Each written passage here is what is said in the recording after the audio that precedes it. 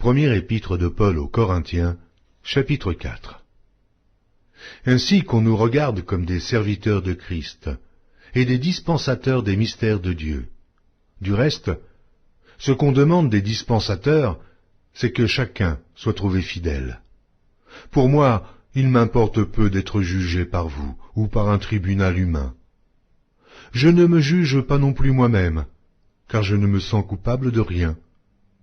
Mais ce n'est pas pour cela que je suis justifié. Celui qui me juge, c'est le Seigneur. C'est pourquoi ne jugez de rien avant le temps, jusqu'à ce que vienne le Seigneur, qui mettra en lumière ce qui est caché dans les ténèbres, et qui manifestera les desseins des cœurs. Alors, chacun recevra de Dieu la louange qui lui sera due. C'est à cause de vous, frères, que j'ai fait de ces choses une application à ma personne et à celle d'Apollos, afin que vous appreniez, en nos personnes, à ne pas aller au-delà de ce qui est écrit, et que nul de vous ne conçoive de l'orgueil en faveur de l'un contre l'autre. Car qui est-ce qui te distingue? Qu'as-tu que tu n'aies reçu? Et si tu l'as reçu, pourquoi te glorifies-tu comme si tu ne l'avais pas reçu? Déjà, vous êtes rassasiés.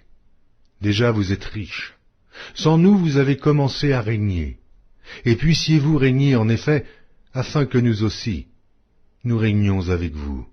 Car Dieu, ce me semble, a fait de nous, apôtres, les derniers des hommes, des condamnés à mort en quelque sorte, puisque nous avons été en spectacle au monde, aux anges et aux hommes.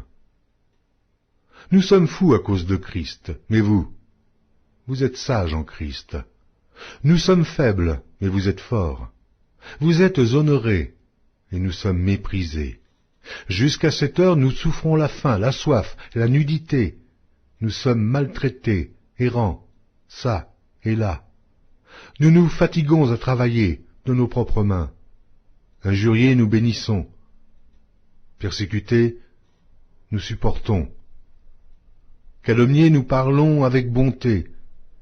Nous sommes devenus les balayures du monde, le rebut de tous, jusqu'à maintenant. Ce n'est pas pour vous faire honte que j'écris ces choses, mais je vous avertis, comme mes enfants bien-aimés. Car quand vous auriez 10 000 maîtres en Christ, vous n'avez cependant pas plusieurs pères, puisque c'est moi qui vous ai engendré en Jésus-Christ par l'Évangile. Je vous en conjure donc, soyez mes imitateurs. Pour cela, je vous ai envoyé Timothée, qui est mon enfant bien-aimé et fidèle dans le Seigneur. Il vous rappellera quelles sont mes voies en Christ, quelle est la manière dont j'enseigne partout, dans toutes les églises.